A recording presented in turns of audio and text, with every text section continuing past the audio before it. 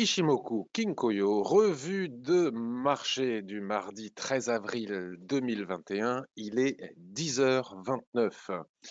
Je souhaite commencer cette nouvelle revue de marché en vous remerciant de votre présence chaque fois plus nombreuse. Et bien écoutez, ça me fait très plaisir que vous soyez toujours si nombreux à m'écouter en direct. Et j'ai aussi une même pensée pour les personnes qui ne peuvent pas suivre ces émissions en direct. Ils les regardent de plus en plus massivement sur YouTube en différé lorsque je les publie. Donc vraiment un grand merci à vous. Ça me fait très plaisir de partager ces moments et cette passion de l'analyse technique et de l'Ishimoku avec une vocation qui n'est pas qu'une passion pour l'Ishimoku et l'analyse technique, mais bien évidemment avec l'idée de réussir et apprendre à faire des plans d'investissement, de trading pour gagner en bourse, puisque il ne faut pas oublier que ça reste malgré tout l'objectif principal. Donc si vous arrivez ici pour la toute première fois, donc merci et bienvenue. N'oubliez pas que je n'enseigne pas l'Ishimoku au travers de ces revues de marché. En tout cas, telle n'est pas ma vocation. Pour ce faire, vous avez mes formations. Vous voyez, vous pouvez aussi les obtenir avec votre CPF désormais. Vous avez les vidéos de ma chaîne YouTube. Vous avez le forum que je vous recommande vivement d'aller regarder, lire et y participer si vous souhaitez progresser. Et je ne donne pas de conseils en investissement, je ne partage pas de signaux, je dis ce que je vois au travers de l'Ishimoku en tant qu'analyse technique. Et donc voilà. Je vais vous montrer sur la page d'accueil de mon site l'avertissement sur les risques que je vous invite à lire ici. Et je vous rappelle aussi, si vous arrivez pour la première fois, qu'il y a un onglet avec le logiciel de webinaire, la GoToWebinar, qui s'affiche sur un des angles de votre écran normalement, qui permet de poser des questions et de participer.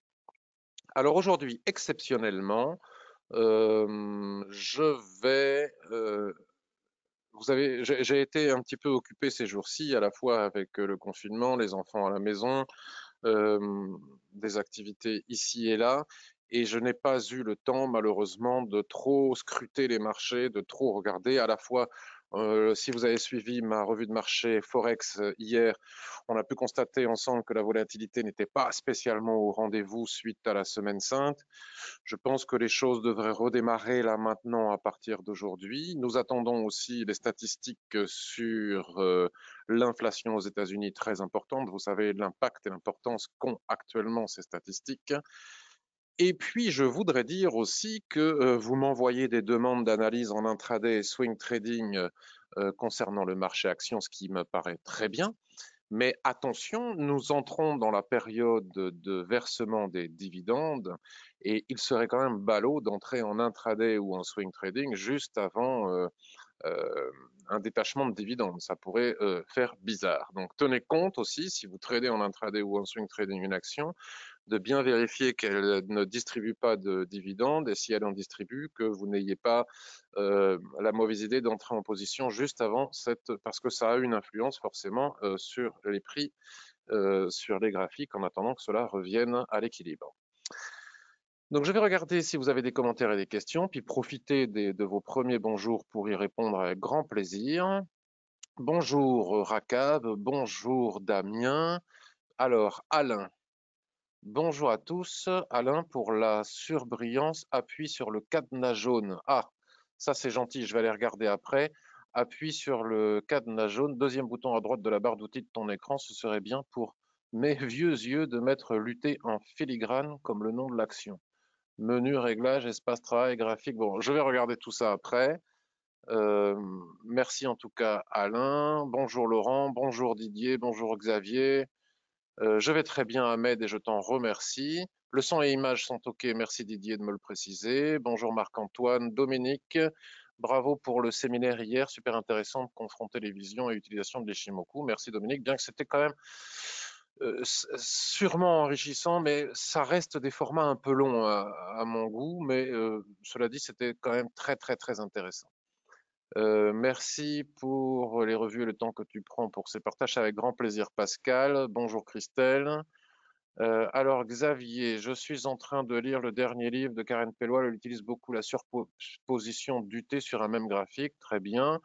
Bonjour Béatrice, bonjour Daniel, bonjour Philippe. Ravi aussi d'être avec toi. Bonjour Ridawi. Alain, pardon, Alain, j'ai lu ton nom et non pas ton prénom. Bonjour Cyril. Laurent, merci à toi pour le partage de ces super travaux pratiques d'analyse. Merci. Ravi d'être présent, nous dit Olivier. Belles interventions de ces derniers jours. Merci beaucoup. Fidèle en rendez-vous. Merci Louis-Marie. Cyril, bonjour. Didier, pas sûr de pouvoir suivre entièrement la revue Connexion de merde depuis une quinzaine. Ah bah ça, je suis désolé pour toi, Didier. Bon, dans le pire des cas, tu regarderas sur YouTube. Alors, où en étais-je? Ah oui, j'en étais à Alain. Alors, on va aller regarder si. Paf, voilà. Je prends quelques instants pour régler ça si j'y arrive vite fait. Alors, attends. Où est-ce qu'il est? Bonjour Alain. Alain, pour la surbrillance, appuie sur le cadenas jaune, deuxième bouton à droite de la barre d'outils de ton écran. Paf. Oh, magique Alain. Merci beaucoup. Et ensuite, tu me dis, ce serait bien pour mes vieux yeux de mettre lutter en filigrane, comme le nom de l'action. Ah, ok. Alors, on peut faire ça. Menu, réglage, espace de travail, graphique, cocher la case. Ok, ça, je regarderai après. Mais pas de souci. Cela dit, je vous le dis de vive voix. Merci beaucoup, Alain. Donc aujourd'hui, exceptionnellement, comme je vous le disais tout à l'heure, comme j'ai pas eu vraiment eu le temps de préparer, de lire mes revues habituelles, de regarder les cycliques, les technos, les ceci, les cela, étant donné aussi que nous avons une statistique importante cet après-midi sur l'inflation qui est vraiment très attendue, je vais faire autrement. Je vais, si vous en avez, prendre vos questions. C'est-à-dire que si vous souhaitez que j'analyse une action, vous me le demandez via le chat, là, via la chose pour les questions. Par contre, précisez-moi, s'il vous plaît, si vous souhaitez une analyse pour de l'intraday, pour de swing trading, ou si vous avez une vue d'investissement sur plusieurs années. Ça me permettra de mieux analyser en fonction de votre désir. Là, il se trouve que sous les yeux, nous avons Dassault Systèmes. Bien, on en a parlé il y a plus de 15 jours maintenant. Hein. J'avais indiqué qu'ici, vous voyez, hier encore, dans l'émission organisée par la FAT, les personnes parlaient de range, certains parlaient de la difficulté de trader les ranges. Pour moi, ça ne représente absolument pas une difficulté, mais c'est plutôt quelque chose qui m'apparaît comme étant extrêmement facile et terriblement rentable. Le range existe, que ce soit sur le marché action ou sur le marché du forex ou quel que soit le marché que l'on analyse. Ici, nous avions bien un twist du nuage, nous avions bien notre zone d'équilibre et le 9 mars, c'était un mardi, j'indiquais ici qu'il y avait une très forte opportunité, probabilité d'achat pour aller chercher à minima la zone d'équilibre et de la borne opposée du range. Bon, voilà comment est-ce que l'on peut pratiquer pour gagner facilement en bourse en tradant les ranges. Je voulais, avant de prendre vos questions, d'abord je vais répondre aux questions qui m'ont été posées via le mail. Aller faire un tour sur Hoffman Green et Veolia. Quelqu'un m'a envoyé un message sur Twitter en disant j'espère que tu as profité d'Hoffman Green. Puisque tu en parlais, je lui ai répondu, je n'ai même pas eu le temps d'aller regarder. Donc je l'ai fait ce matin. Hoffman Green, hein, vous savez, le cimentier vert, alors c'est certainement pas ça. Hoffman Green, voilà, le cimentier vert. Tiens, c'est intéressant parce qu'il s'agit aussi ici d'un probable range. Et j'indiquais depuis plusieurs semaines que j'avais très envie d'investir un petit peu d'argent dans Hoffman Green. Je dis bien un petit peu parce que ça reste des sociétés qui ne sont pas encore rentables, qui pourraient devenir rentables, mais qui progressent de plus en plus, ont fait leurs preuves d'un point de vue technologique et scientifique et signent de plus en plus de contrats avec de gros cimentiers ou constructeurs. Je disais que les prix étaient totalement surachetés après ces 3 soldats blancs que nous avons ici, bleus en l'occurrence, et que l'idéal serait pour moi un retour sur la Kijun-sen, puisque la Kijun-sen ne se trouve pas très loin des derniers plus hauts ayant permis de casser justement la dérive latérale, le fameux range que nous avions ici. On pourrait avoir un retracement des prix un peu plus profond, hein, c'est tout à fait possible. Mais pour de l'investissement de long terme sur plusieurs années, j'ai considéré pour ma part, et cela n'engage que moi, puisque je ne partage pas de conseils en investissement ni de signaux, mais je dis ce que je fais. Donc j'ai appuyé sur le bouton achat ce matin, pour quelques titres seulement, hein, je n'ai pas mis 10 000 euros dans Hoffman Green. Hein.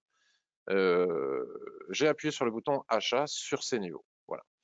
Voilà pour Hoffman Green. Avant d'aller à vos questions aussi, je voudrais bien évidemment évoquer Veolia, parce que c'est aussi une société qui me tient à cœur et dans laquelle je fixe beaucoup d'espoir haussier pour l'avenir. Et étant donné que le feuilleton avec Suez touche visiblement, la série toucherait à sa fin et qu'il n'y aurait pas de nouveaux épisodes, on peut constater que ce qui a été annoncé hier provoque une accélération des prix. Hein. Le marché est content de voir que Suez cède enfin, que Veolia augmente le prix qu'il était prêt à payer aux actionnaires de Suez, Engie aussi. Donc là, nous avions quelque chose que l'on peut considérer comme une dérive latérale.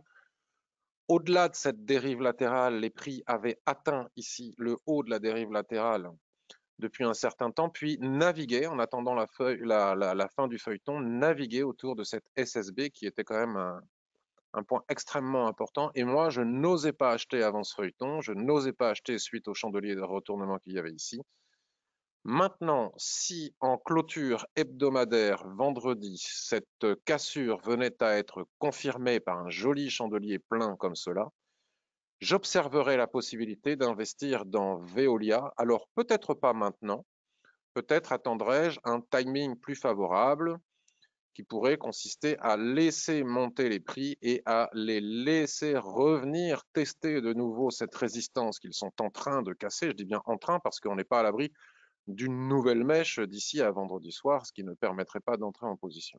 À ce moment-là, je m'intéresserai à la possibilité d'acheter Veolia. Si on bascule sur un graphique journalier, Alain, pour tes yeux, je précise journalier, nous avons ici la matérialisation de l'hésitation que l'on vient de constater sur le graphique hebdomadaire avec les prix qui tournaient autour de la SSB en haut du range.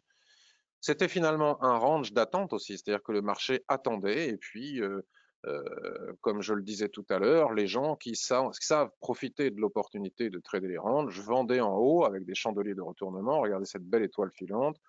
Acheter en bas, regardez ce bel avalement, acheter en bas ici avec cette série de doji. Et là, maintenant, avec la notification qui est tombée sur le feuilleton Suez Veolia, les prix ont cassé ce range. Un repli m'apparaîtrait comme étant favorable pour entrer sur Veolia. Maintenant qui veut investir pour 5-6 ans sur Veolia, le timing est excellent aussi dès maintenant. Selon moi, et bien évidemment, cela n'engage que moi. Il serait tout de même prudent d'attendre la confirmation en clôture hebdomadaire de ce chandelier de cassure. Voilà, je crois que je n'ai rien d'autre à dire pour ma part. Donc Hoffman Green et Veolia.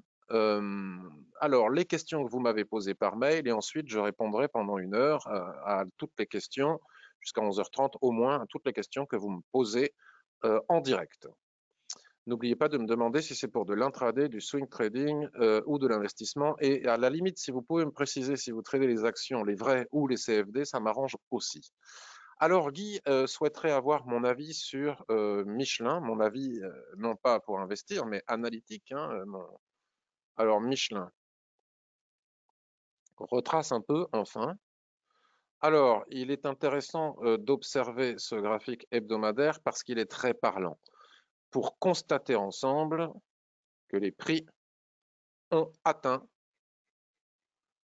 attendez que je ne dise pas de bêtises, je vais vérifier quelque chose, je vais mettre 10 000 unités, oui c'est bien ça.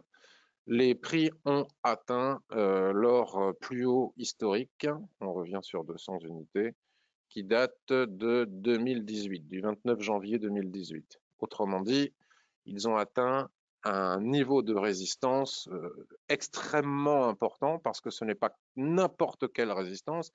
Ici, par exemple, nous avions une résistance c'est les derniers plus hauts historiques. Et lors de ces derniers plus hauts historiques en 2018, alors peut-être c'était avant la crise de 2018, je ne sais pas, on a vu ce que ça avait donné. Donc je ne pense pas qu'à partir de là, les prix vont revenir à nouveau chercher des points très bas, mais je pense qu'il va peut-être falloir attendre un peu pour que les prix cassent ce niveau de résistance, puisque là, les acheteurs de Michelin encaissent leurs bénéfices. Et apparaît cet avalement baissier qui ne donne pas envie d'acheter sous ces niveaux. Vendre à découvert le titre Michelin ne m'apparaît pas du tout pertinent et être une bonne idée. Les prix atteignent le premier niveau de support de l'Ishimoku ici, qui est la Tenkan-sen. L'écart entre la Tenkan-sen et la Kijun-sen, qui englobe l'épaisseur du nuage, nous montre que le surachat est extrême, hein, c'est-à-dire qu'il y a eu, à juste titre d'ailleurs, hein, un engouement sur le titre Michelin, ceux qui ont su l'acheter au bon moment. Si j'avais du Michelin, peut-être que j'encaisserais pas mes bénéfices si je voulais investir sur de nombreuses années. Par contre, si je voulais investir à moyen, court terme, je pourrais tout à fait encaisser mes titres Michelin ici. Pour pouvoir éventuellement envisager de réacheter, c'est pas évident. Moi, j'achèterais sous deux circonstances différentes, soit la cassure effective en mensuel, par exemple, de la résistance historique, et après repli sur la Kijun-sen hebdomadaire, par exemple, ou bien, si on ne parvient pas à casser rapidement cette résistance historique, j'attendrai un retour sur la Kijun-sen pour pouvoir me placer à l'achat sur Michelin. À minima, sur le dernier niveau de résistance que nous offre l'action des prix ici. Voilà, au niveau des 116. Voilà pour Michelin. Évrard. Bonjour Patrick, si tu as le temps de voir cette action, j'ai acheté hier sur Pullback en range H4, mais elle vient de sortir à la hausse. Mais le problème, c'est que je ne sais pas. Ah, de quelle action il s'agit? Guy Évrard. Bonjour Patrick, si tu as le temps de voir cette action, j'ai acheté hier sur Pullback en range H4, elle vient de sortir à la hausse aussi d'un range mensuel. Je me demande si elle ne risque pas de retracer à la baisse. Mince, alors j'ai noté toute ta demande, mais je ne sais pas. Alors attendez.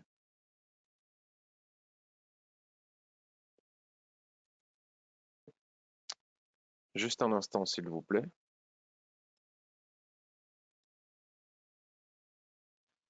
Je vais essayer de voir si je retrouve ton mail, Évrard. Ah, Eurobio scientifique. Voilà.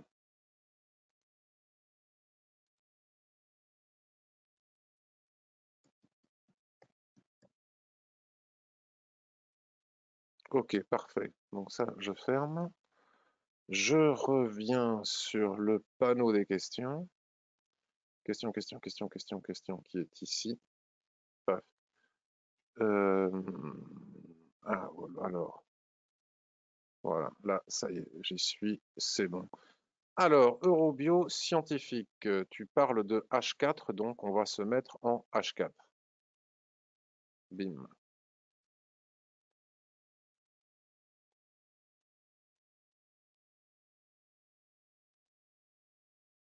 Tu parles de range, donc j'essaie de le tracer.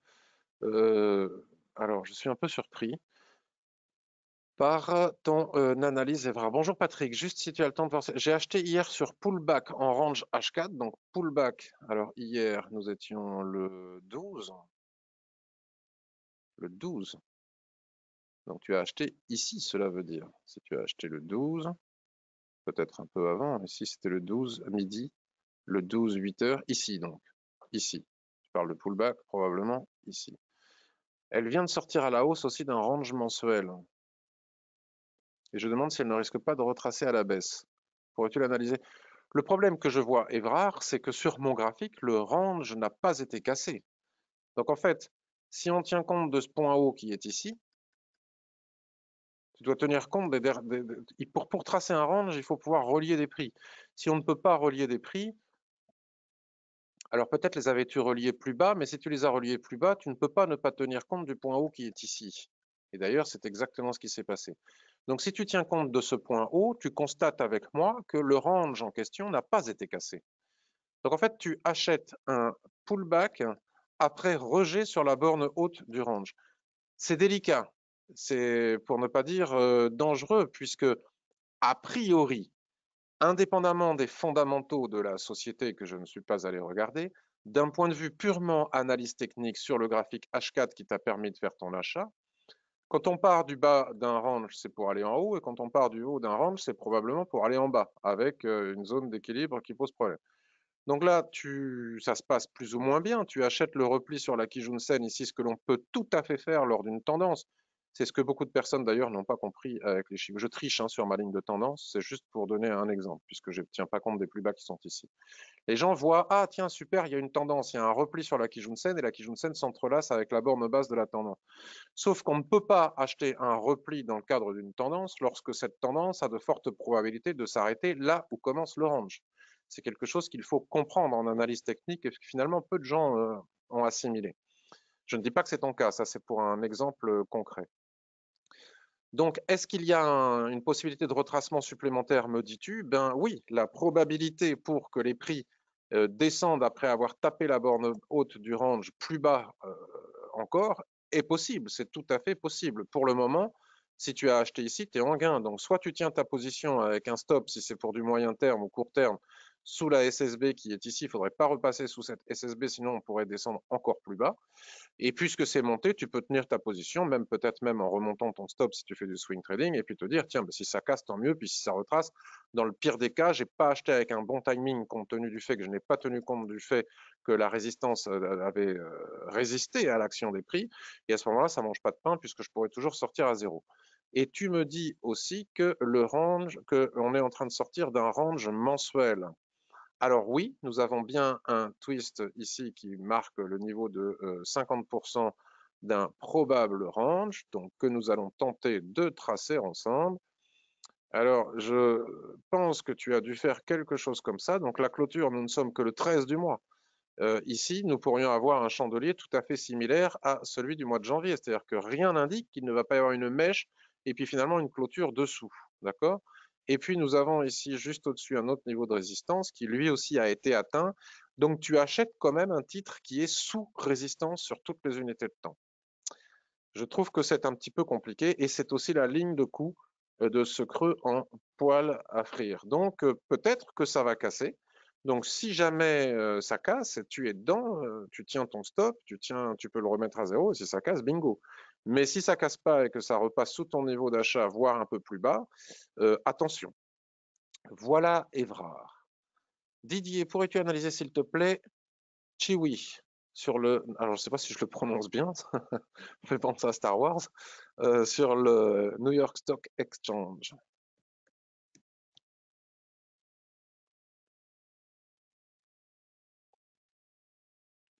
Alors Didier, pourrais-tu analyser? J'ai pris position à 82,62 pour du swing, me dis-tu. 82,62, c'est où ça? On va essayer de matérialiser ton point d'achat. Alors déjà, tout de suite là, immédiatement, 82, bon, 82,60.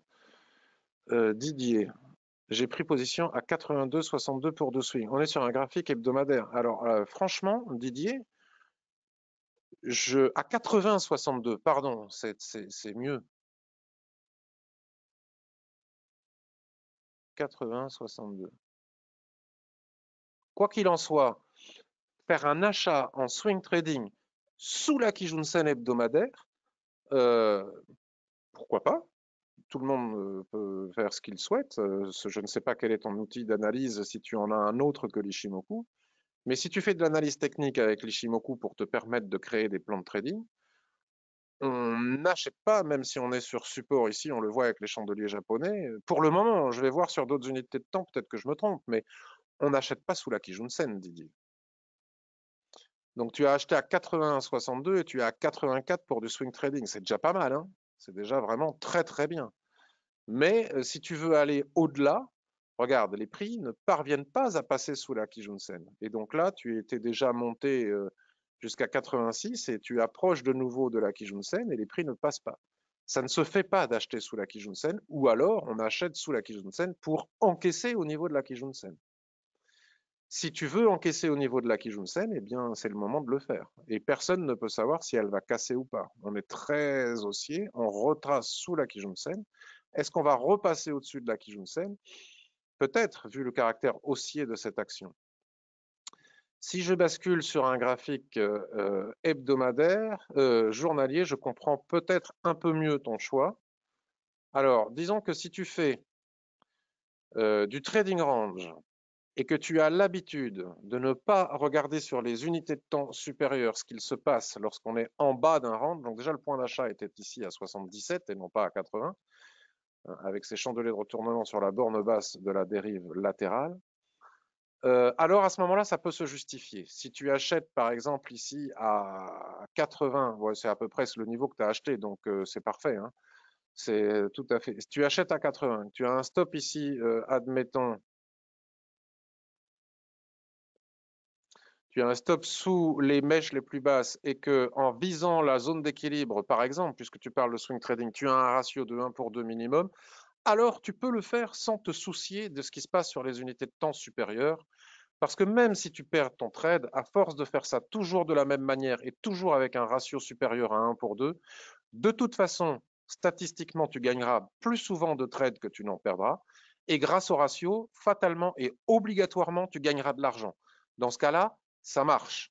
Par contre, il est aussi possible, puisqu'il n'y a pas de règle déterminée, il est aussi possible d'entrer en bas de range et malgré tout, aller regarder quand même ce qui se passe sur l'unité de temps supérieure. Et si on voit qu'on entre sous un bas de range, juste sous une Kijun Weekly, c'est moins pertinent.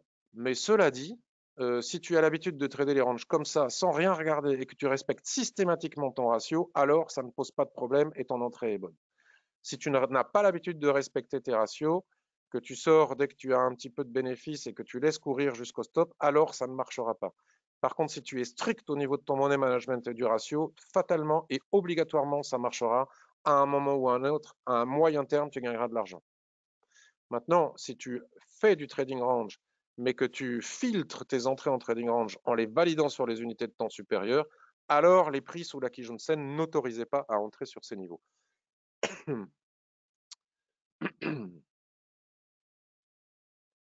Louis, une fois n'est pas coutume, je te propose une action française, Novacite. Je suis content de retrouver tes demandes d'analyse, Novacite. Louis. C'est un cas d'école. En fait, imaginons une prise de position aux alentours des 9 euros.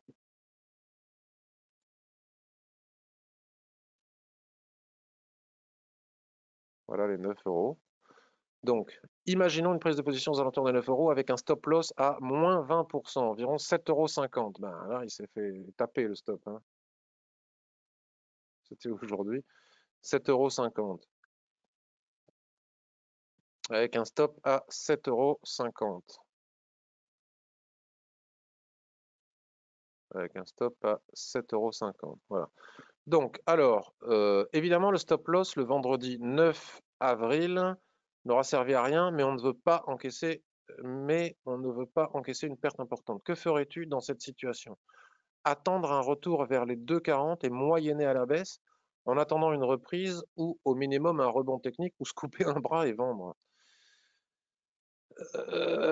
Ben Louise, quand on a un stop, on a un stop et on accepte de. Si on n'accepte pas le stop, c'est exactement ce que j'étais en train de dire à Didier, c'est-à-dire que pour durer en trading, je ne sais pas si tu veux faire un investissement de très long terme ou si tu parles de swing trading, mais admettons que tu parles de swing trading. Si tu rentres à 9 euros avec un stop à 7,50 €, c'est que tu parles de swing trading.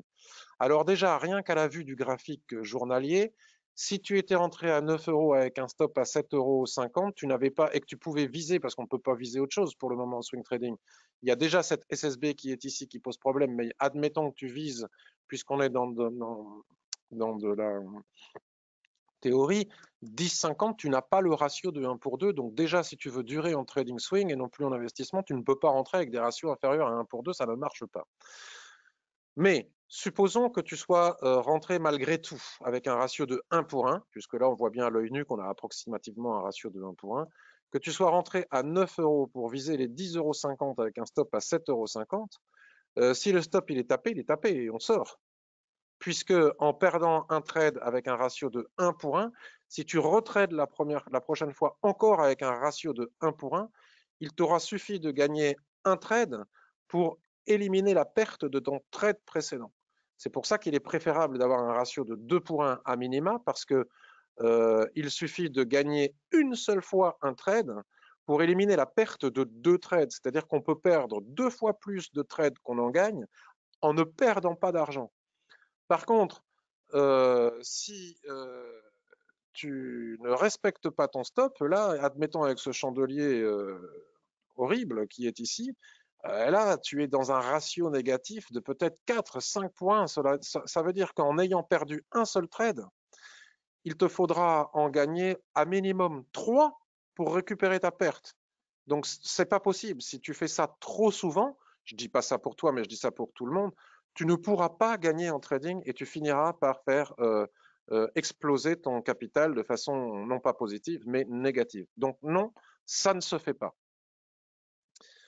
Et il ne faut pas le faire. Maintenant, si c'est un investissement pour du très long terme, pour de très nombreuses années, de toute façon, il ne fallait pas acheter au niveau des 9 euros. Rien n'indiquait qu'il y avait.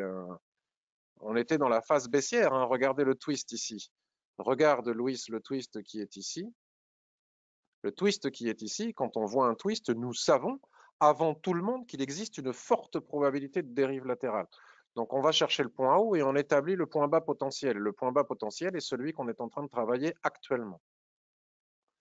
Donc, à partir du moment où on est dans la phase baissière, il est juste normal que les prix aillent chercher la borne opposée de la dérive latérale. Donc, c'est normal que les prix soient allés ici. En tout cas, ce n'est pas anormal. Donc, tu ne pouvais pas acheter dans la phase baissière sur ces niveaux-là. La probabilité pour que tu perdes le trade et que les prix se dirigent sur la borne basse de la dérive latérale, étant donné le twist ici en formation, était forte. Alors, si en fin de semaine, il y a ici une mèche basse, un chandelier haussier de retournement sur cette dérive latérale, on peut acheter ici, techniquement parlant, avec un stop approximativement à ce niveau-là, viser la SSB. Donc là, on n'est plus du tout dans la même catégorie de ratio. Là, on a un ratio, si on achetait ici maintenant, on a un ratio au moins de 3 pour 1. Et là, je ne te dis pas, là, donc ça veut dire qu'en gagnant un seul trade, tu peux en perdre 5 derrière, ce qui n'est pas du tout la même chose qu'en en perdant un, être obligé d'en gagner 5 derrière pour récupérer. Vous voyez, c'est extrêmement important, le ratio et le money management. Donc non, pour répondre à ta question, je n'aurais pas moyenné à la baisse et j'aurais encaissé ma perte. Maintenant, si ça n'a pas été fait, il faut espérer que nous ayons ici un rebond sur ces niveaux.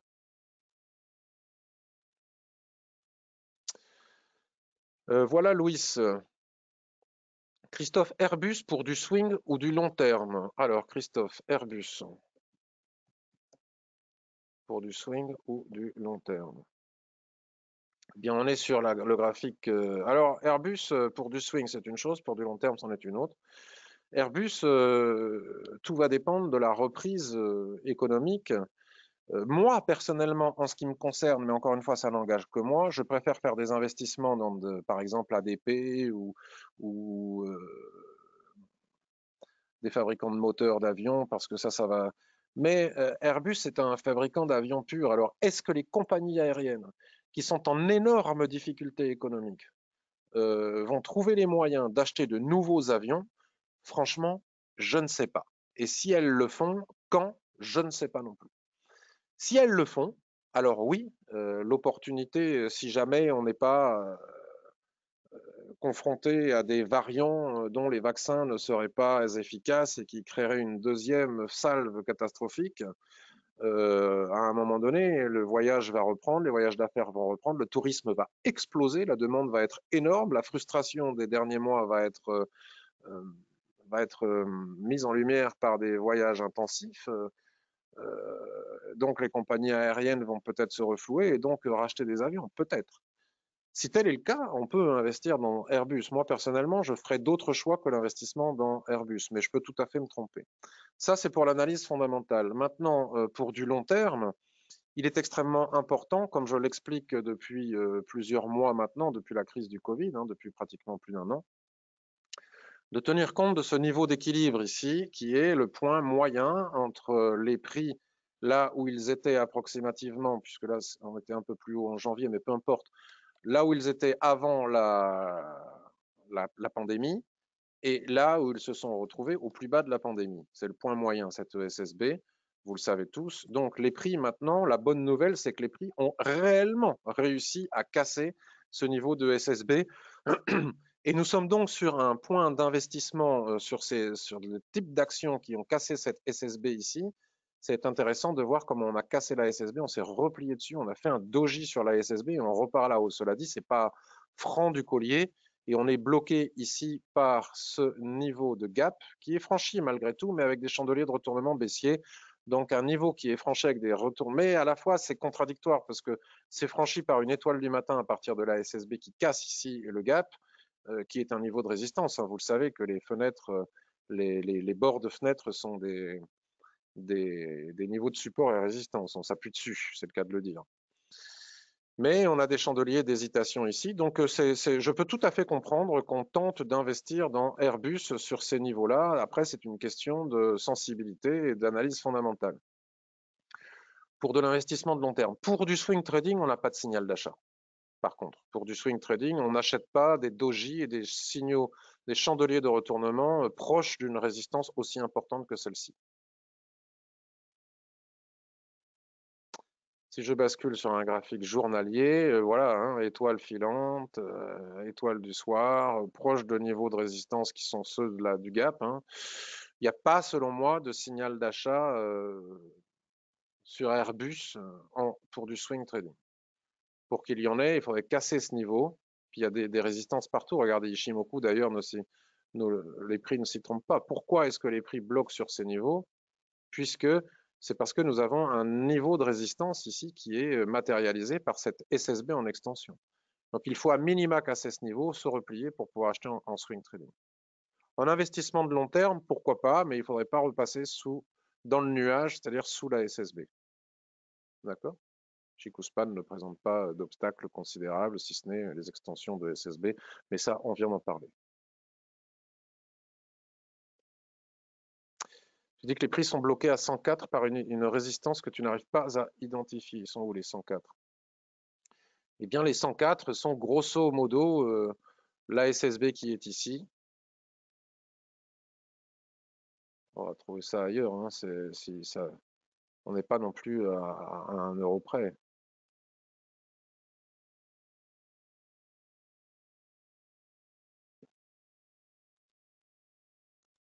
Il faut aller chercher plus loin probablement, mais enfin bon, peu importe si on l'identifie ou pas, on est sous résistance. Là, cette résistance qui est ici était une résistance d'un petit range. Voilà. Et juste au-dessus, il y en a une autre massive. Donc non, on n'entre pas sur ces niveaux-là, proche du gap et proche de la SSB. Et pas pour le moment en swing trading. Il faut casser ces niveaux et se replier. En investissement de long terme, pourquoi pas si on croit au fait que les avionneurs vont racheter des avions. Tu me demandes aussi Moderna.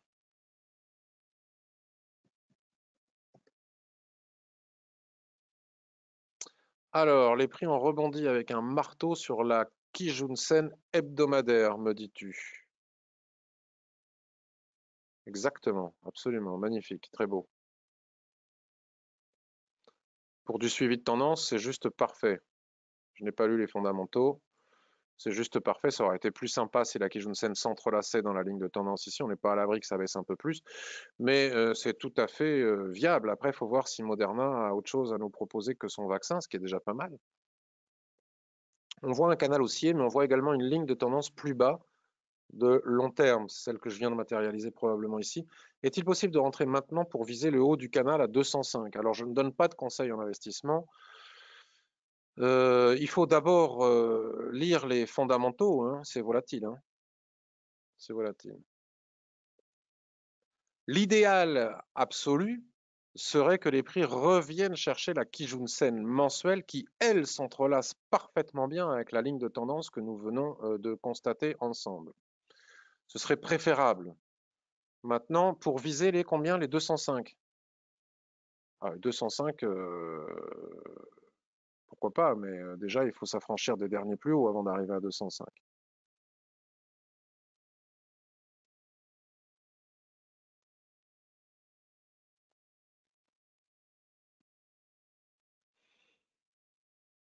Vu la proximité de la Kijun-sen ici, de ce niveau, avec la borne de ce triangle, moi j'attendrai de casser le triangle.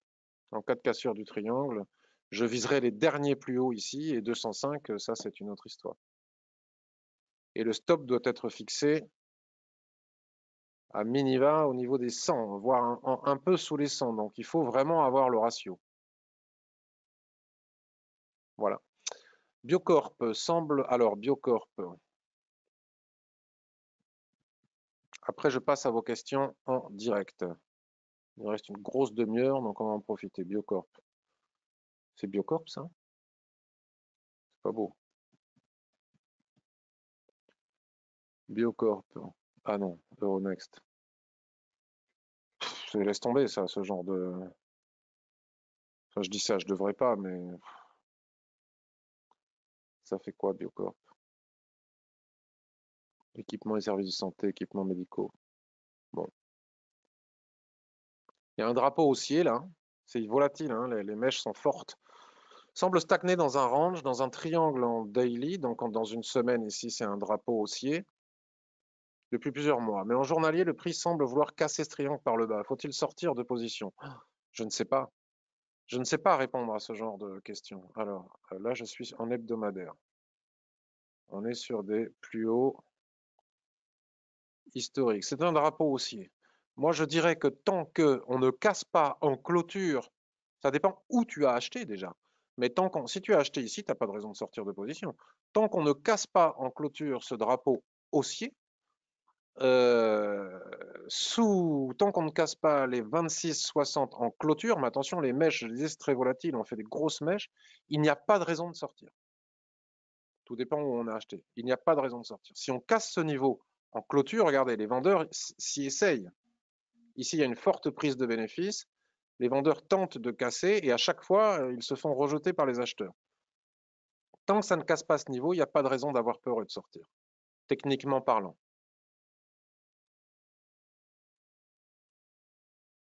Mais il faut pouvoir accepter de subir de fortes mèches, hein, puisqu'il faut attendre la clôture. Et c'est quand même, c'est un actif qui mèche dur, là. Hein. Ça s'apparente à une configuration en haute vague. C'est baissier, mais ça reste dans le cadre d'un drapeau haussier. Donc, voilà. Par contre, si ça venait à casser en clôture, la probabilité pour qu'on revienne chercher la Kijun-sen serait importante. Donc, ma réponse, c'est non, tant qu'on ne casse pas les 26,40, allez, on va dire les 26 en clôture hebdomadaire ou mensuelle. Oui, si on passe dessous. Voilà, il me semble, sauf erreur de ma part, ça peut m'arriver parce que j'en reçois beaucoup, que je n'ai pas reçu d'autres questions par mail. Donc, je vais regarder vos commentaires et vos questions en direct et tenter d'y répondre si vous en avez.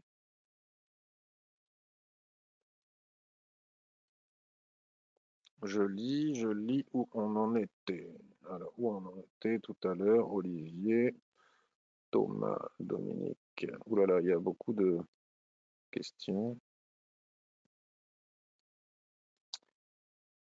Alors, on va les prendre dans l'ordre d'arrivée. Il y en a beaucoup, beaucoup. Hein. Je ne suis pas sûr d'arriver à toutes les faire.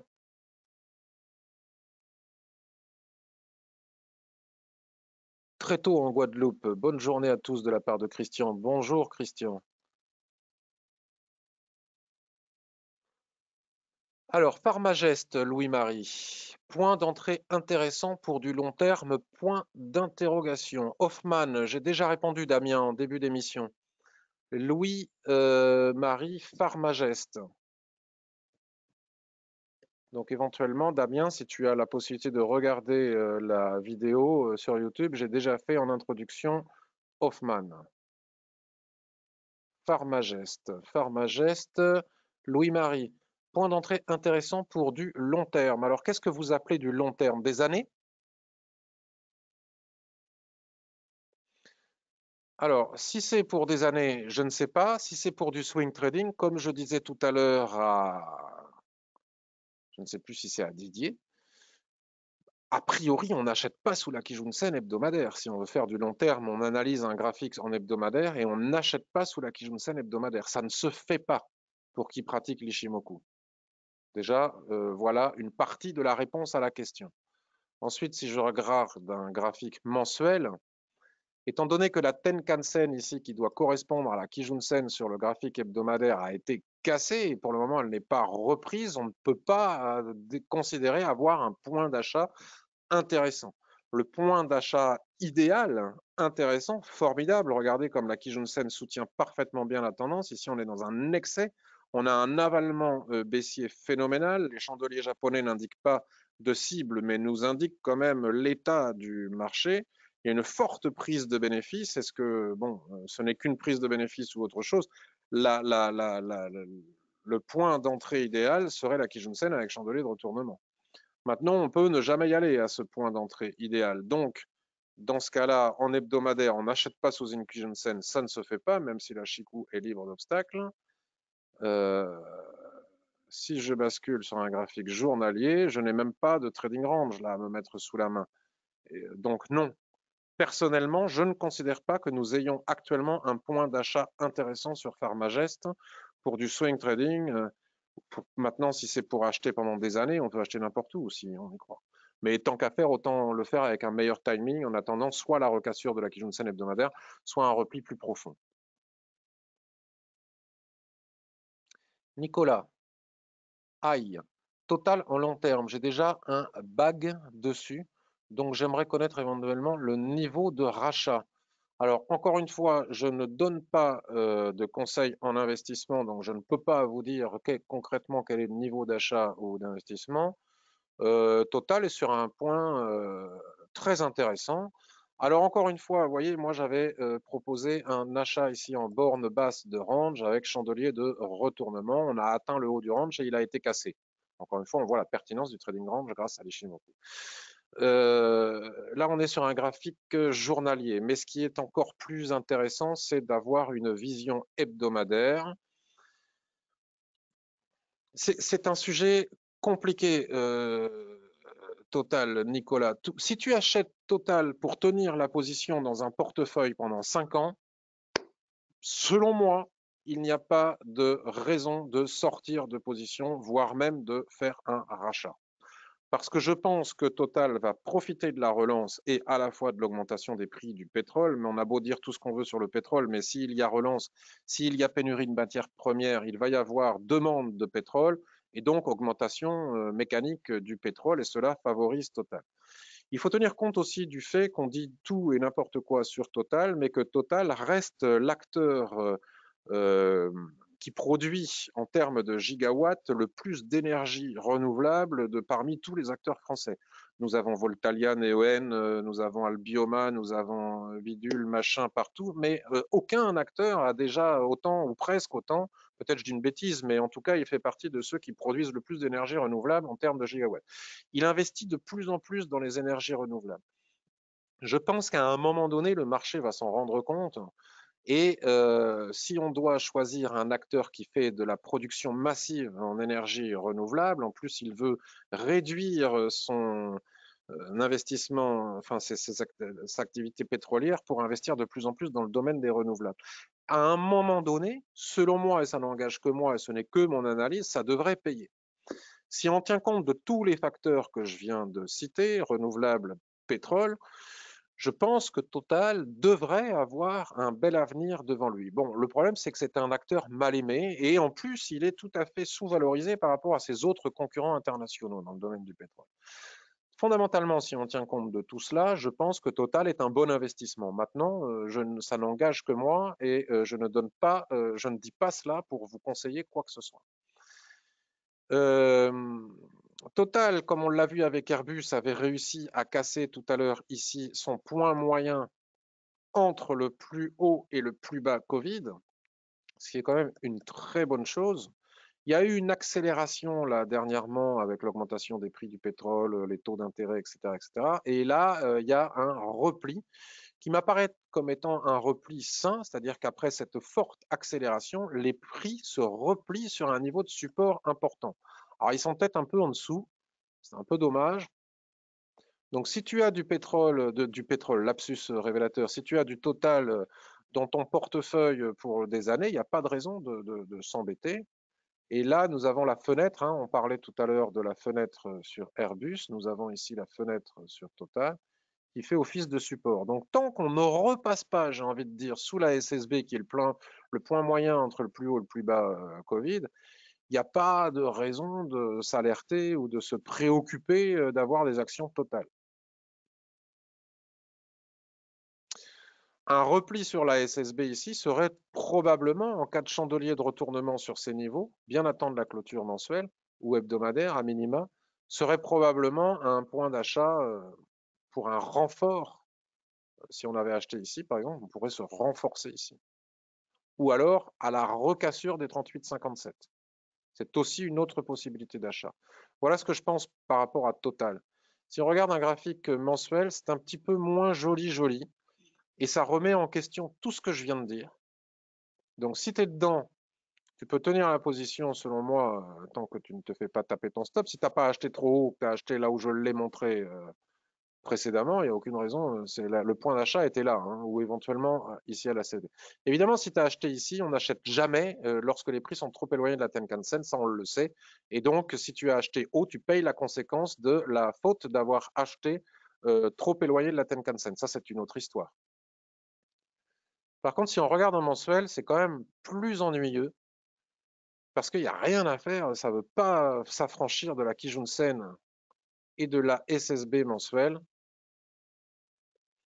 Donc, si on n'est pas dedans ou si on n'a pas acheté bas ici, alors il ne faut pas acheter sur ces niveaux actuels. Il faut impérativement attendre que les prix cassent le niveau de SSB ici et de Kijun-sen ici, c'est-à-dire les 39 euros. On n'achète pas la cassure d'une résistance, quelle qu'elle soit, mais ici en l'occurrence matérialisée par la Kijun-sen et la SSB avec un chandelier méché comme ça qui ressemble à une étoile filante. Ça ne se fait pas. On n'achète pas une cassure avec une étoile filante. Et là, on est en train de fabriquer une sorte d'étoile du soir, c'est ennuyeux. Il ne faudrait pas repasser sous la Kijun-sen mensuelle. Donc pour acheter, il faudrait casser de façon claire, nette et précise ce niveau, ce qui pour le moment n'est pas le cas. Par contre, si on a acheté en bas, là où je l'avais dit, on peut tenir la position au moins avec un stop à 0 à minima.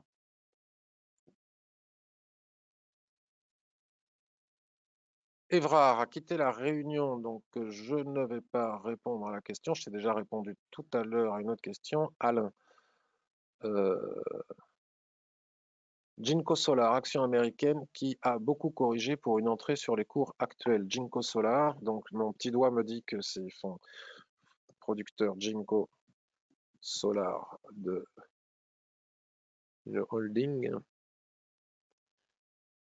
Alors, non, là, il n'y a rien à faire, hein.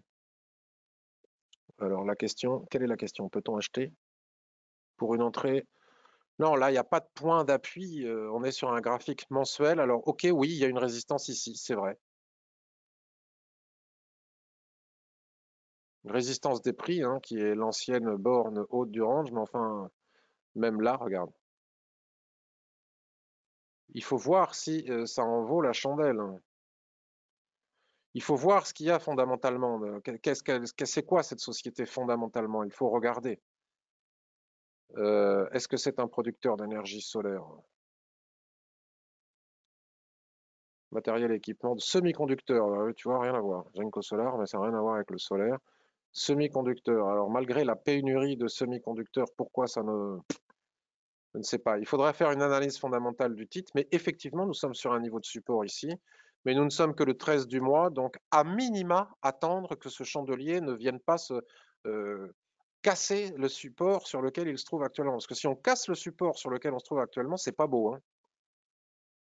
Donc si en clôture mensuelle, nous avons une mèche basse ici avec un beau chandelier de retournement haussier, alors oui, techniquement parlant, nous avons probablement un signal d'achat si les fondamentaux le confirment. Voilà pour Jinko Solar. Béatrice, j'aimerais pour du long terme avoir votre avis, tu peux me tutoyer Béatrice, sur l'action Fastned, achetée à 100 euros.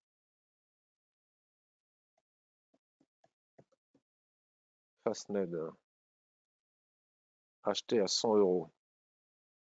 Acheté à 100 euros? Est-ce que j'ai bien lu? Pardon, Béatrice, pour la réaction. J'aimerais pour du long terme avoir votre avis sur l'action Fastned achetée à 100 euros. Je suis bien sur la... Ok. Euh, alors le truc, c'est qu'il faut que j'essaye de comprendre pourquoi tu l'as acheté à 100 euros.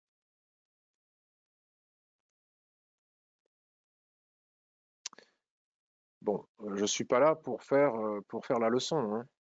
Donc je ne ferai pas la leçon. Mais sachez toutefois que si vous utilisez l'indicateur, l'outil d'analyse technique Ishimoku, on achète, et on en a là la démonstration, on n'achète jamais, jamais, jamais une accélération haussière loin de la Tenkan-sen. Déjà, il n'est pas très pertinent d'acheter les accélérations haussières, mais jamais loin de la Tenkan-sen. Alors par contre, toi, tu parles de long terme, donc si c'est pour plusieurs années, qu'est-ce que fait Fastned?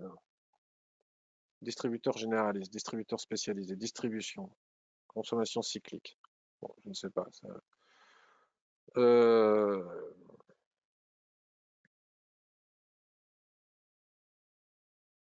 si tu as fait une analyse fondamentale qui justifie ton achat fondamentalement, macroéconomiquement, euh, pour le tenir plusieurs années, c'est que tu dois avoir tes raisons. Donc à ce moment-là, il n'y a pas de crainte à avoir. Ce n'est pas très grave d'avoir. Enfin, c'est violent quand même, hein. Même quand on achète pour de nombreuses années, personne n'aime voir l'action baisser de 60, 100, presque de 80%, de 50%. Donc c'est toujours ennuyeux. Si on avait dû acheter Fastned, nous sommes là sur un point d'achat potentiel, puisque les prix sont sur le niveau de la Kijun-sen. Enfin, c'est pas très clair, hein. Il y a des chandeliers de retournement. Là, c'est que ce n'est qu'un harami. Vous savez que je n'ai pas beaucoup de sympathie pour les haramis. Là, le harami n'est pas confirmé, il est invalidé par des chandeliers baissiers, c'est-à-dire qu'il ne faudrait pas passer sous les 58, 56,80. Euh, 56,80 pourrait être un point d'achat éventuel si on croit en cette action, ou en tout cas, je dirais plutôt au-dessus des 60. Au-dessus des 60. Mais au niveau d'un stop, etc., il ne faudrait pas passer sous les 53. Voilà, je ne peux pas dire plus. C'est dommage d'avoir acheté si haut, quoi. On n'achète pas des accélérations haussières, Béatrice. En daily, ce qui est tout à fait favorable et ce qui va probablement te rassurer, c'est que le support que je viens d'évoquer, qui est la SSB et la Kijun-sen hebdomadaire, me semble-t-il, correspondent à la borne basse d'un probable range. Donc, tu as acheté tout à fait en haut du range. Donc, il est normal que les prix se repartent vers le bas du range. C'est juste logique quand on achète sous une borne haute d'un range. La probabilité pour qu'on y retourne, il y a eu un beau gap ici, je ne sais pas ce qui s'est passé. Il faut comprendre fondamentalement ce qui s'est passé. Donc, si on revient sur les niveaux des 53, 54, qu'on a des chandeliers de retournement, comme cet avalement ici, comme ce marteau ici, etc., possibilité de faire un achat si on croit en cette action sur des raisons fondamentales et qu'on n'a pas encore acheté, ou en tout cas pour se rassurer si on a acheté trop haut comme tu l'as fait. Par contre, si on casse les 53, c'est mal barré. Voilà, Béatrice. Pourrais-tu analyser, me dit Olivier, Promus sur moyen terme? Il y a un range, merci. Alors, Promus ou Prosus? Est-ce que ça existe, Promus? Proximus, à mon avis, tu as voulu écrire Prosus. Alors, moi, j'ai Prosus dans mon portefeuille et c'est une des rares actions sur laquelle je suis à moins 7%. Et j'ai acheté ici, il y a la petite flèche, hein, je l'ai montré, j'ai acheté. Euh, il y a un range, me dis-tu? Prosus, Prosus, Prosus. Alors, attention, Prosus, Tencent, etc. Il y a un range. Alors, il est où le range? Hebdomadaire, journalier.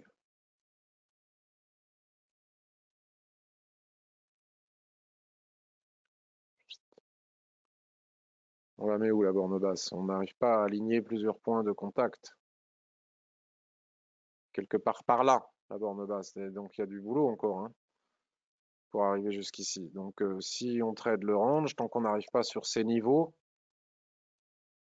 difficile. Quand on ne sait pas tracer un range parce qu'on ne trouve pas de points, seulement et uniquement dans ce cas-là, on aligne la... Ouais, donc je comprends pourquoi tu dis cela, puisque voilà. ici. Nous aurions la borne basse ici. Sauf que quand on ne peut pas véritablement aligner plusieurs points de contact et qu'il y a des niveaux de support juste en dessous, en général, le marché ne se soucie guère de ce niveau comme éventuellement et va chercher les niveaux suivants. Donc on en a plusieurs de niveaux suivants. Donc là, tant qu'on n'atteint pas ces niveaux, acheter ici et maintenant sous ces niveaux alors qu'on est repassé sous la ligne de tendance ne me semble pas être une excellente idée. Après, je peux me tromper, hein. Et encore une fois, comme je disais à Béatrice, si vraiment on est dans un range, on est parti du haut, on va où? On va en bas. On ne l'a pas encore atteint le bas. Donc tant qu'on n'a pas encore atteint cet éventuel bas, on n'y va pas. Vous voyez pourquoi j'ai tendance à avoir tracé mon range comme ça. Niveau de support, résistance, changement de polarité. Si jamais on est en range, les prix devraient se diriger jusqu'à 87,45, ce qui n'est pas génial d'ailleurs pour moi. Enfin, c'est comme ça. Et si on bascule sur un graphique mensuel pour voir, on est sur la Tenkan-sen. Il ne faudrait pas que la Tenkan-sen casse. Ce serait sympa que la Tenkan-sen ne casse pas. Mais tant qu'on n'a pas de chandelier de retournement explicite au niveau de cette Tenkan-sen mensuelle, on n'y va pas.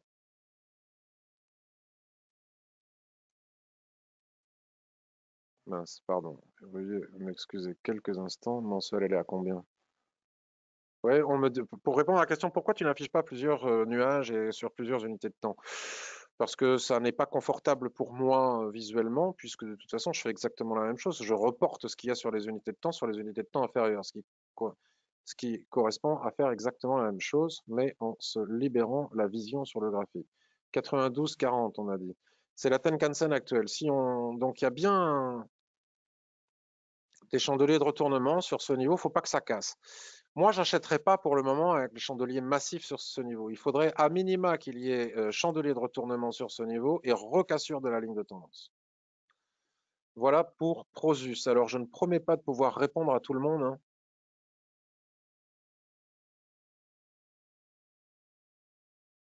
Je vais faire des frustrés.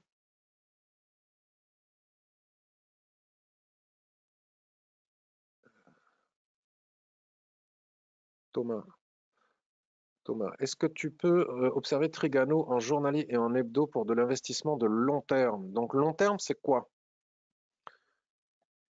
pour vous? Un mois, une semaine, 5 ans? Trigano. Alors, suracheté, éloignement des prix, éloignement de la Tenkan-sen avec la Kijun-sen excessif, donc surachat. D'ailleurs, regardez le doji qui est ici. Puis surtout, euh, regardez, les prix ont atteint ici une résistance visiblement historique. La mèche ici a frôlé la résistance historique, donc acheter si proche de cette résistance historique est dangereux, puisque nous ne savons pas si elle va casser. Donc soit on attend un repli sur la Kijun-sen pour éventuellement se placer, ce qui pourrait servir d'impulse pour se prendre appui ici sur la Kijun-sen pour aller casser la résistance, ou en tout cas pour la viser. Mais comme elle a déjà été pratiquement atteinte, est-ce qu'on va y aller, y retourner? Je ne sais pas. En tout cas, ce n'est pas le moment d'acheter juste sous résistance. Même si Trigano semble avoir un bel avenir devant lui. Regardez, c'est un range ici mensuel. Le range mensuel, si on tient compte du niveau de clôture des chandeliers, a été atteint ici par la mèche, hein, par cette étoile filante. La probabilité d'un retracement est très forte.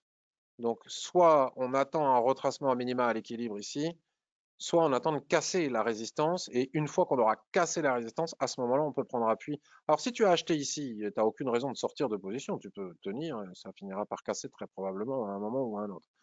Mais si tu n'as pas acheté plus bas, on n'a pas le timing pour entrer en position ici et maintenant sous résistance.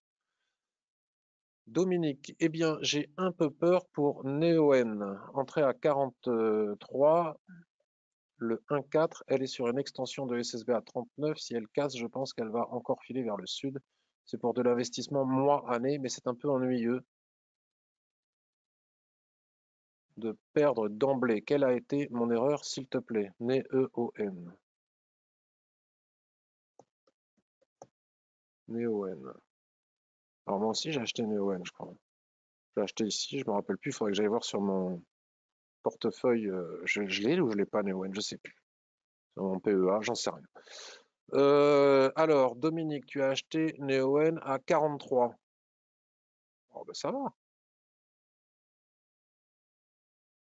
43 pour des années, tout va bien.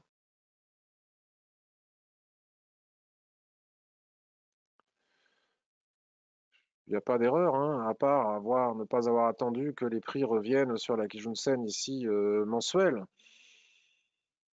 Mais non, puisque peut-être as-tu acheté ce marteau au-dessus de la Kijun-sen. Alors c'est vrai que ça reste malgré tout très suracheté. Euh, Soit on pense que les énergies renouvelables sont une bulle et elle ne s'est pas encore suffisamment dégonflée, soit elle s'est suffisamment dégonflée et on a largement retracé toute cette hausse. Pour moi, il n'y a pas d'erreur. Moi aussi, j'ai une ON pour des années et je n'ai pas de peur pour le moment. Donc, je ne considère pas que tu aies fait une erreur. Si tu penses comme moi que les actions, alors NEON, comment dirais-je, les actions, les opérateurs d'énergie renouvelable ont un bel avenir devant elles dans les années qui viennent, ce que je crois fermement, hein, c'est pour ça que je parlais de Total tout à l'heure, il n'y a pas de raison de s'inquiéter pour le moment. Hein. Aucune raison de s'inquiéter pour le moment. Voilà. C'est sûr qu'on préférerait que ça ne repasse pas sous la Kijun-sen et sous la ligne de tendance. Il ne faudrait pas que si ça repasse sous la ligne de tendance et que ça repasse sous les 36,50, on va commencer à avoir un peu plus peur. Mais pour le moment, je ne vois pas de raison d'avoir peur. Au contraire. C'est mieux que l'achat de Fastned à 100.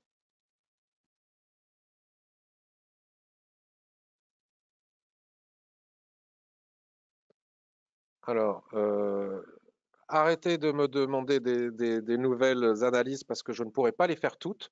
Je vais tenter de faire celles que j'ai maintenant. Alors, bonjour Patrick, j'ai acheté ce matin SBM Offshore Concom. 2 chèques pour du moyen terme. Merci pour ton avis. Alors, je ne vais pas toutes les faire.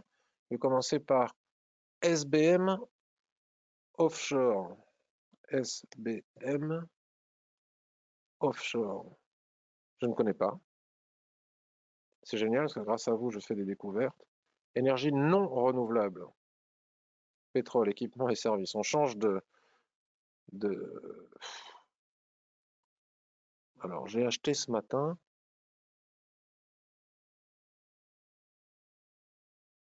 pour du moyen terme.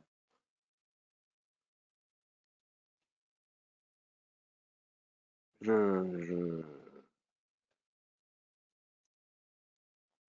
Alors la question, Olivier, serait pourquoi tu as acheté? Tu n'as pas acheté, en tout cas, en analysant avec l'Ishimoku.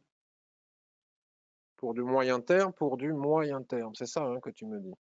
Pour du moyen terme. Donc si tu achètes pour du moyen terme, tu regardes des graphiques hebdomadaires, journaliers. Je ne vois pas où est le signal d'achat sur SBM Offshore. En suivi de tendance, on ne peut pas acheter parce qu'il n'y a pas de suivi de tendance. Euh, voilà, à part éventuellement tenir compte de ce support ici qui pourrait représenter, si on tient compte de toute cette épaisseur ici, la borne, la zone d'équilibre de la dérive latérale, je ne vois pas de raison d'acheter SBM Offshore d'un point de vue de l'Ishimoku. Je vais peut-être trouver ça sur un graphique journalier. Voilà, là je comprends mieux. Et là je trouve la raison de ton achat ce matin de SBM Offshore. Sauf que même en journalier, à minima, lorsqu'on vient taper la borne basse d'une dérive latérale, il faut quand même avoir la prudence d'attendre la clôture du chandelier. Puisque qui te dit que suite à tu dois tenir compte de ce qui se passe. Là, jeudi 8 avril, il y a eu un gap phénoménal baissier. C'est du pétrole. Euh, les prix sont en chute libre, sont supportés par la borne basse de cette dérive latérale. Hein, on voit bien que c'est une dérive latérale pure, claire et nette. Mais qui dit que ça va tenir en clôture? Donc, ce qu'il aurait fallu faire, c'est attendre la clôture. Et si ce soir, en clôture, à partir de 17h30, tu as un chandelier explicite de retournement sur ce niveau, pour le moment, ça semble vouloir. Alors, on peut expliquer un achat et l'accepter et le comprendre d'un point de vue technique. Après, il faut voir si fondamentalement c'est justifié, ce qui n'est pas forcément évident. Mais il aurait fallu attendre la clôture. Donc le niveau d'achat, je le comprends, il est bon pour trader du range, mais il faut attendre la clôture, la confirmation que ça ne va pas casser en clôture. Mais cela dit, je comprends. Alors, Rémi, ton analyse pour du swing trading sur Total, Rémi, à 10h47. Donc tu viens d'arriver peut-être, Rémi, parce que je l'ai fait il y a quelques instants. Rémi, tu vas me dire.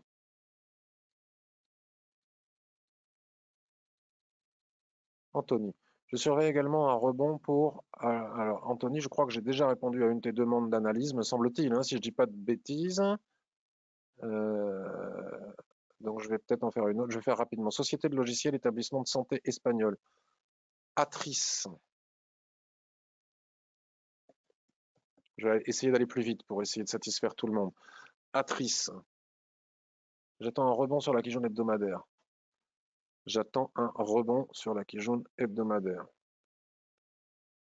Là, on est dans le cadre pur du suivi de tendance.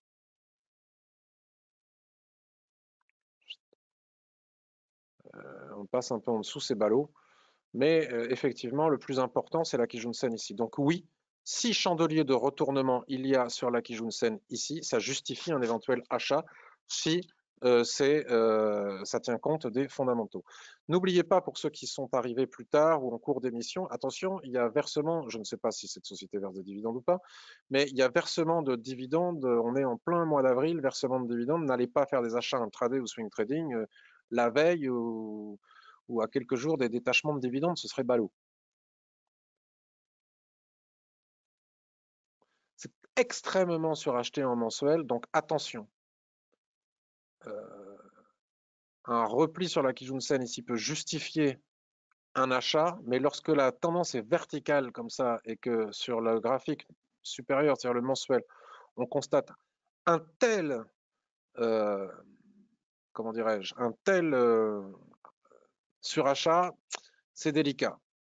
C'est délicat parce que là, la tendance, elle est cassée. On est en train de former un avalement suite à des chandeliers de retournement. Si cet avalement est confirmé en clôture mensuelle, la probabilité d'aller chercher à 8,60 la Tenkan-sen mensuelle m'apparaît comme étant forte. Laurent, je suis rentré sur Serinov, Bad Range Daily pour moi. Serinov.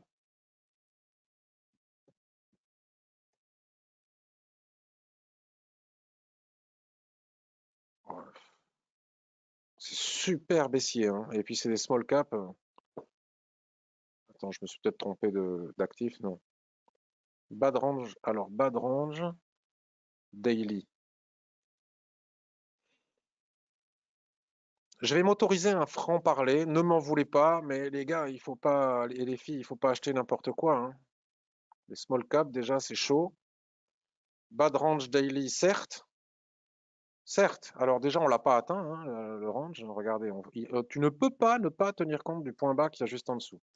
Donc la borne basse, elle est là, elle est à 1,2960 et pas là. 1,2960. On tient pas compte là, on tient compte que des prix, hein. On voit bien un alignement de prix ici, on voit bien un alignement. Alors, ok, tu as dû vouloir peut-être tenir compte de cela. Donc, ça peut marcher. Pour le moment, on n'a pas de chandelier de retournement, on n'a pas de mèche basse. Ça, ce n'est même pas une pénétrante. Donc, ce n'est pas véritablement confortable d'acheter un chandelier de retournement qui ne soit pas un chandelier de retournement. Et attention, le marché n'est pas aveugle. Il voit bien le support qu'il y a juste en dessous.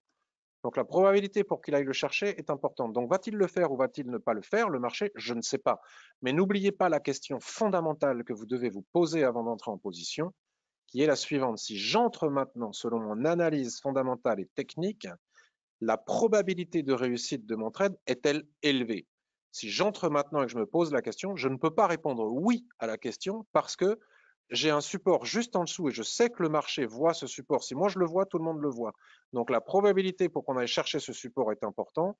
Donc non, la probabilité de réussite de mon trade si j'entre maintenant, pour les raisons évoquées, n'est pas forte. Donc après, ça montera peut-être, mais en tout cas, si on ne peut pas répondre favorablement à cette question, selon moi, il n'est pas conseillé d'y aller. Donc oui, borne basse de range, small cap, très baissier en hebdomadaire, ayant franchi, il faut pas passer sous ce niveau, hein. Il faut vraiment pas passer sous le niveau du gap ici à 1,21.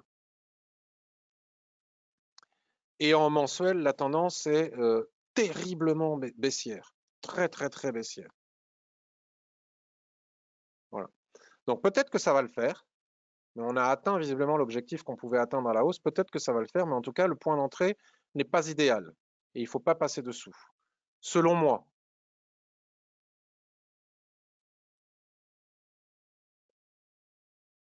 Merci beaucoup, Anthony, pour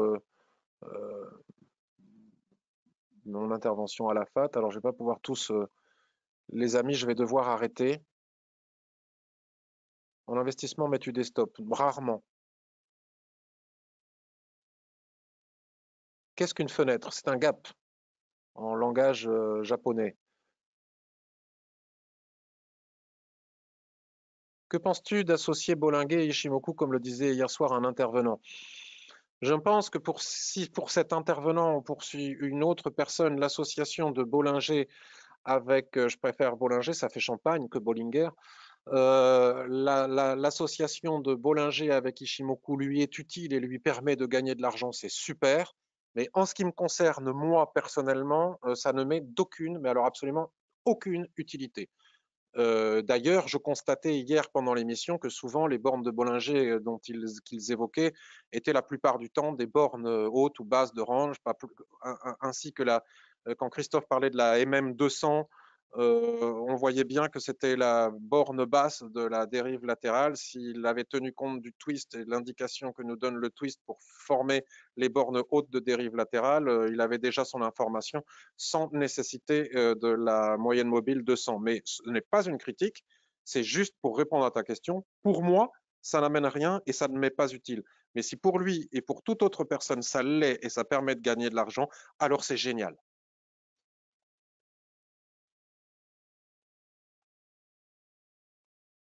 Pascal, Athos, j'y vais tout de suite. Laurent, avant, me dit, à t'écouter, il est moins risqué de trader en range qu'en tendance. Quel est ton point de vue? Non, pas du tout.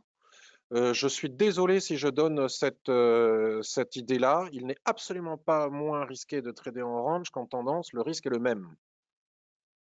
Si on trade les ranges, on trade les ranges. Si on trade les tendances, moi je trade les tendances à fond sur le marché des actions. Je vous invite à aller regarder sur ma chaîne YouTube, playlist mon portefeuille. Et vous verrez comment est-ce que j'ai violemment tradé les tendances avec des renforcements, pour ne pas dire pyramidage, des tendances à partir du mois de mars jusqu'au mois de je ne sais plus combien quand j'ai fermé mon compte suite à cause du Brexit. J'ai tradé les tendances avec grand plaisir, sans aucune difficulté et sans considérer que c'était moins risqué que de trader les ranges.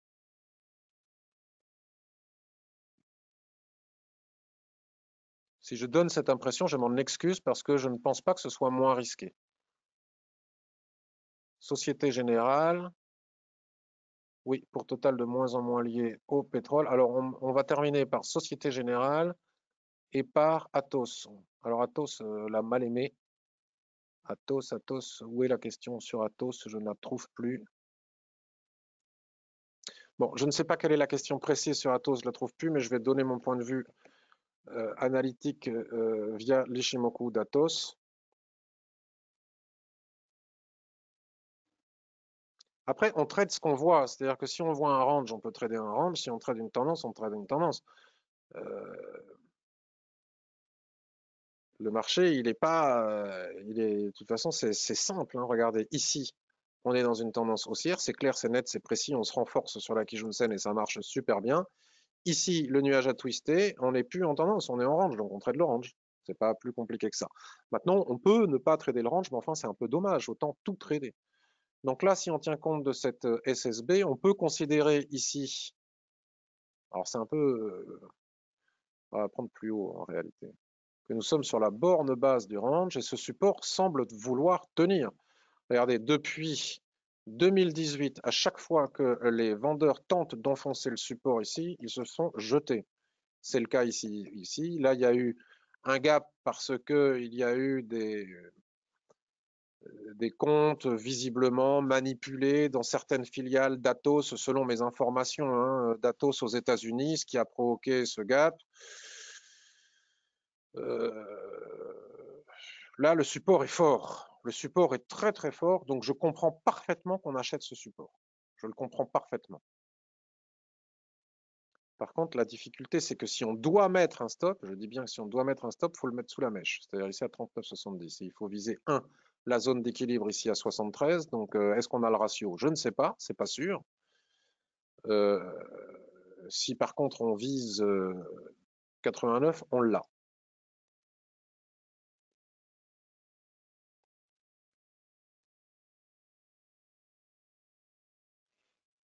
Là, il faut avoir le cœur bien accroché, néanmoins, sur Atos, parce que là, en mensuel, je tenais compte des niveaux de clôture. Maintenant, si on veut affiner et qu'on veut tenir compte des niveaux, on va dire que ça, c'est une anomalie de marché. Si on veut tenir compte des niveaux des mèches, bon, elle a plus ou moins été atteinte ici, mais quand même, un chandelier qui aurait dépassé le support ici avec une mèche et qui l'aurait réintégré, serait, à mon goût, plus approprié pour entrer en position sur Atos. Et il y a une boîte dans la boîte de la boîte, les fameuses poupées japonaises. Vous voyez, là, c'est pas une question de tendance ou pas tendance, on est orange, on est orange. Donc, soit on le trade pas, soit on le trade avec les bonnes conditions. Et si on le trade avec les bonnes conditions, c'est pas plus risqué qu'autre chose. Si je devais acheter Atos, ce que je ne vais pas faire et ce que je n'ai pas envie de faire, parce que je trouve qu'il y a mieux, j'attendrai au moins que les prix viennent rechercher ici les 51, fassent une mèche au-dessous et réintègrent le recasse au-dessus du support pour entrer sur Atos, si je devais le faire. Alors, Rémi, j'ai déjà répondu à une de tes demandes d'analyse. Je vais voir s'il y en a d'autres à qui je n'aurais pas encore répondu. Guy, on revient sur Total, donc je n'ai pas été assez clair sur Total, parce que vous me reposez des questions sur Total, donc je vais y retourner. Et Guy me demande, est-ce que le haut du range est susceptible de constituer un point de rebond? Là, on est en une semaine. Ben, en tout cas, rebond, en tout cas, il y a réaction des prix sur la borne haute du range, on le voit bien. On le voit bien. Donc Total, reprenons. Si on n'est pas dans Total, de toute façon, on n'achète pas Total tant qu'il n'a pas clairement cassé la SSB et la Kijun-sen qui sont ici. Voilà. Si on est dans Total, il n'y a pas de raison de s'inquiéter et on peut tenir la position tant qu'on ne repasse pas. Je veux dire, si on avait acheté ici, vous voyez, l'étoile du matin ici, tant qu'on ne repasse pas sous les 36, on peut tenir la position. Voilà pour Total.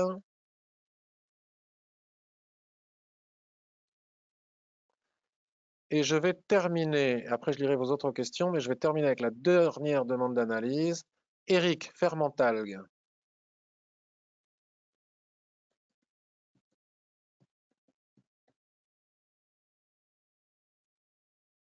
Alors, small cap encore, hein.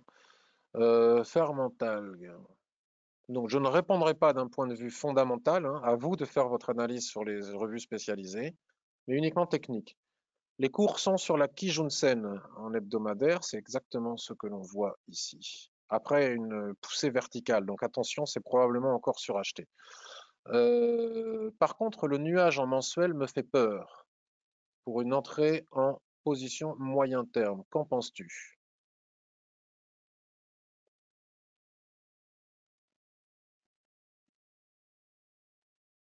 Oui, ben, tu as raison de t'inquiéter, d'autant plus que nous avons ici la SSB qui est un point de support résistance important. On est encore au-dessus après la poussée violente qu'il y a eu ici, mais le problème c'est qu'on est sous résistance des prix ici de toute façon, hein. On ne peut pas ne pas regarder, d'ailleurs c'est ce que tu dis, le nuage, la SSA, hein, qui marque toujours. Il est compliqué, on est pris en sandwich entre la Kijun-sen qui se trouve ici à 2,84 mensuel, qui tient pour le moment après avoir poussé dans une tendance extrêmement baissière, et le niveau de résistance des 3,56. Donc c'est un peu comme Navia, est dans une situation similaire. Moi, je n'entrerai pas en position sur tant qu'on n'a pas cassé clairement avec un chandelier. Regarde, c'est quand même explicite. Il faut savoir regarder les prix. Depuis 2017, à chaque fois, À chaque fois, regardez les mèches, à chaque fois, les acheteurs se font rejeter sous ce niveau de résistance. Alors là, ils ont essayé plus qu'ils ne l'ont jamais fait depuis 2017 avec ce chandelier. Observez la mèche massive. D'ailleurs, c'est magique qui vient se scratcher contre la SSB du nuage. Et finalement, malgré cette poussée en force des acheteurs, ils se font à nouveau. Et les volumes ici sont très intéressants parce qu'ils montrent que le combat entre le camp des acheteurs et des vendeurs est intense. Et une fois de plus, ils se font rejeter par les vendeurs. Donc, ce qui n'a pas été réussi malgré de très nombreuses tentatives depuis 2017, pourquoi est-ce que ça devrait arriver maintenant? On ne peut pas le savoir. Donc, tant qu'on n'a pas cassé ce niveau de résistance clairement avec un chandelier en clôture et non pas une mèche, on n'achète pas cette action. Voilà, je vais m'arrêter là. J'espère que cette revue de marché différente vous a plu parce que elle n'était pas le fruit de mes recherches d'actions, de plans de trading, etc., comme j'en partage plein toutes les semaines habituellement. Mais comme j'ai pas eu le temps, j'ai répondu que et uniquement que à vos questions. C'est sympathique à faire. J'aime beaucoup. Ça me permet de découvrir des actions que je ne connais pas. C'est un challenge aussi parce que quand on ne sait pas ce qu'on va analyser, il faut avoir une grande confiance dans son outil d'analyse technique pour pouvoir y aller. Et comme c'est le cas, ça tombe très bien. Euh, je crois dans les énergies renouvelables, me dit Dominique, moi aussi, mais après, oui, Généon, me dit Didier. Merci, Didier est plus au courant de ce que j'ai sur mon PEA que moi-même, c'est sympa, puisque je l'ai publié en toute transparence. Merci à tous.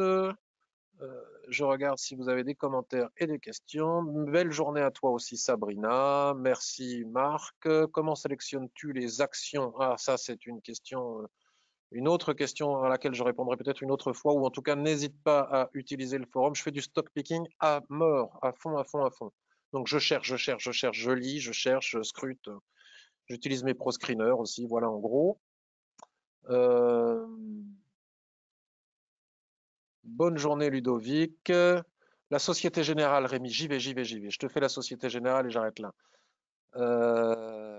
Christelle, oui, merci, c'est sympa, mais j'ose rien te demander, j'écoute. Mais bien sûr qu'il faut demander, Christelle. Merci à tous. J'ai adoré cette revue, me dit Dominique, c'est superbe. Béatrice, merci beaucoup. Pascal, Henri. La Société Générale, me dit Henri, la Société Générale. Henri, Société Générale. Alors, tu sais que je préfère BNP à Société Générale. Mais là, franchement, c'est sympa, Société Générale. Il faut voir les fondamentaux. Fondamentalement, je préfère la BNP à la Société Générale, pour des raisons déjà maintes fois expliquées et parfaitement bien expliquées par les analystes. Ce qui est intéressant sur Société Générale, c'est qu'ici, on a toujours pareil, hein, ce que j'adore dire et montrer, le haut avant crise Covid, le bas après crise Covid, le point médian entre ce point haut et ce point bas. Et comme beaucoup de titres similaires, on retrouve ça même sur Airbus ou autre. Ce qui est très sympa aussi à observer, c'est la fenêtre ici qui, comme par hasard, le gap, la borne haute de ce gap correspond pile poil à la SSB qui se trouve ici. Si nous devions avoir de l'inflation, une augmentation des taux, cela favoriserait le secteur bancaire qui est survendu et qui mériterait de rebondir à un moment donné. Juste un instant. Ça, c'est pas terrible par contre. Ça, c'est pas génial. Il va falloir s'affranchir de cette ligne de tendance historique. Donc on est dessous, c'est un peu ballot. D'un point de vue de l'Ishimoku, et si on ne tient pas compte de cette ligne de tendance, la cassure ici du gap et de la SSB et le réappui sur cette SSB est un point idéal d'achat, techniquement parlant. Maintenant, acheter ce niveau en sachant qu'on a la ligne de tendance historique juste au-dessus, c'est dangereux. On peut viser les 25. On est à 22, on peut viser les 25.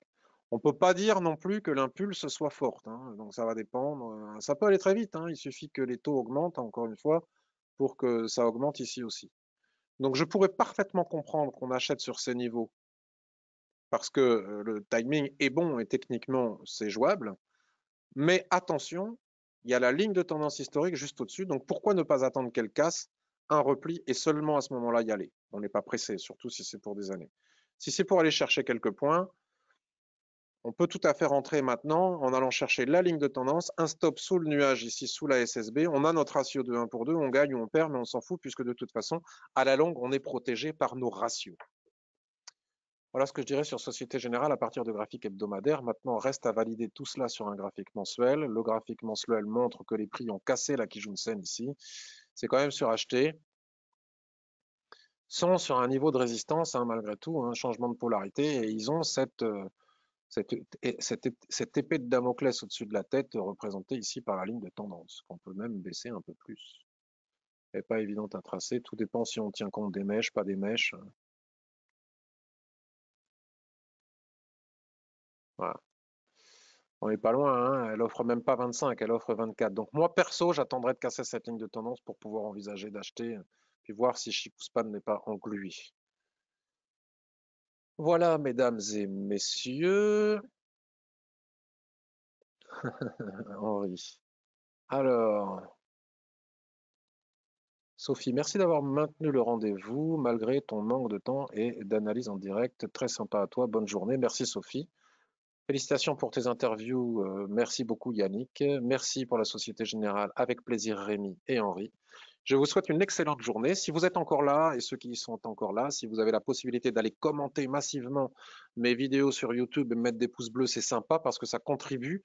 C'est ballot, c'est bête, mais c'est comme ça. Le moteur de recherche, l'algorithme de YouTube et de Google, puisque YouTube c'est Google, remonte plus facilement dans la recherche avec le mot-clé Ishimoku les vidéos qui sont commentées et qui reçoivent des pouces.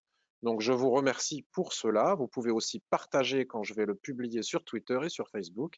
Je vous souhaite une excellente semaine. Je vous remercie beaucoup pour toutes vos questions qui me font progresser, votre gentillesse, votre bienveillance, à ceux qui vont regarder aussi sur YouTube. Et sur ce, je vous souhaite une belle et agréable semaine. Bye bye à tous.